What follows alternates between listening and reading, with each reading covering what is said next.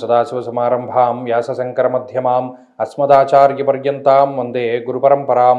జ్యోతిషశాస్త్రాన్ని భావితరాల వారికి ప్రసాదించిన ఋషుల యొక్క పాదపద్మాలకి నమస్కారం చేసుకుంటూ, అలాగే నాకు ఈ జ్యోతిష విద్యను నేర్పిన గురువర్యులు జ్యోతిష్య బ్రహ్మ కీర్తిశేషులు శ్రీ ఏరంకి సూర్యనారాయణమూర్తి గారు, సూర్యశ్రీ దైవజ్ఞి గారి యొక్క పాదపద్మాలకి నమస్కారం చేసుకుంటూ, ఓం శ్రీ మహాగణాధిపతి నమః, శ్రీ గురుభ్యో నమః, హరి ఓం.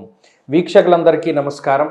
మే నెల 3వ తారీఖు లగాయతు మే నెల 9వ తారీఖు వరకు ఉండేటువంటి గ్రహగతుల ఆధారంగా ద్వాదశ రాశుల వారికి ఈ వారం ఏ విధమైనటువంటి శుభాశుభ ఫలితాలు కలగబోతూ ఉన్నాయో ఈ కార్యక్రమం ద్వారా తెలుసుకుందాం.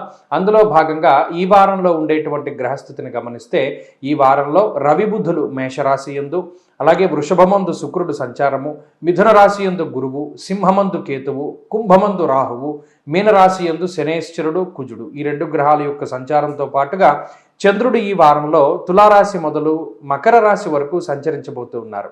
ఇటువంటి పరిస్థితుల్లో ద్వాదశ రాశుల వారికి ఏ విధమైనటువంటి ఫలితాలు కలగబోతున్నా తెలుసుకుందాం. అందులో భాగంగా మొదటిది మేషరాశి. మేషరాశి వారికి ఈ వారం సాధారణమైనటువంటి ఫలితాలు గోచరిస్తూ ఉన్నాయి.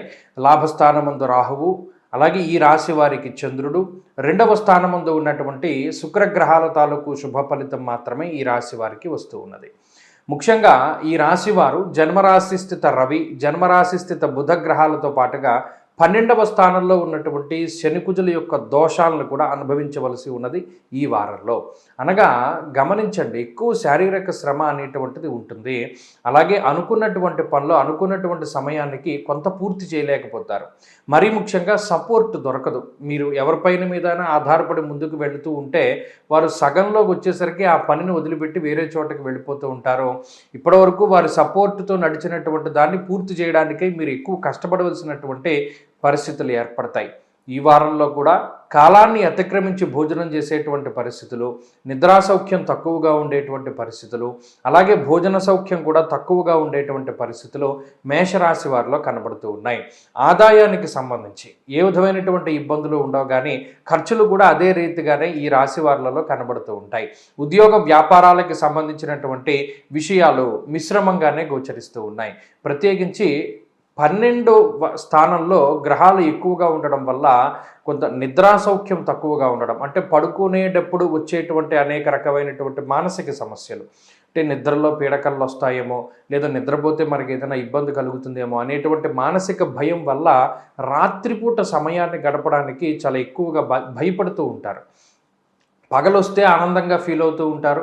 రాత్రి అవుతోంది, చీకటి పడుతోంది అంటే ఏదో ఒక మానసికమైనటువంటి భయం వెంటాడుతూ ఉంటుంది. ఏదైనా నిద్రలో ఏమైనా జరిగిపోతుందేమో అనేటువంటి భయం ఉంటుంది. అటువంటి మానసిక భయాల నుండి బయటికి రావడానికి ప్రయత్నం చేస్తూ ఉండండి. ఇప్పుడుండేటువంటి గ్రహస్థితి అంత ప్రమాదకరమైనటువంటి గ్రహస్థితి కాదు. కాకపోతే ఇక్కడ ప్రత్యేకించి కొంత ఖర్చు కనబడుతూ ఉన్నది, కొంత శారీరక శ్రమ కనబడుతూ ఉన్నది, నిద్రా సౌఖ్యము, భోజన సౌఖ్యం ఇటువంటివి తక్కువగా ఉండేటువంటి పరిస్థితులు ఈ రాశి వారులలో ఈ వారంలో ప్రధానంగా చెప్పుకోదగినటువంటి విషయాలు. మిగతా విషయాలన్నీ కూడా కొంత మధ్యస్థంగానే ఉన్నాయి. మరిన్ని శుభ ఫలితాల కోసం మేషరాశి వారు ఈ వారంలో ప్రత్యేకించి లక్ష్మీ నృసింహ కరావలంబ స్తోత్రాన్ని పారాయణ చేస్తూ ఉండడం చెప్పదగినటువంటి సూచన. ఈ వారంలో కలిసి వచ్చేటువంటి రోజు శుక్రవారంగా చెప్పవచ్చును. అదృష్ట సంఖ్య 2, అదృష్ట వర్ణము తెలుపు. తదుపరి వృషభ రాశి.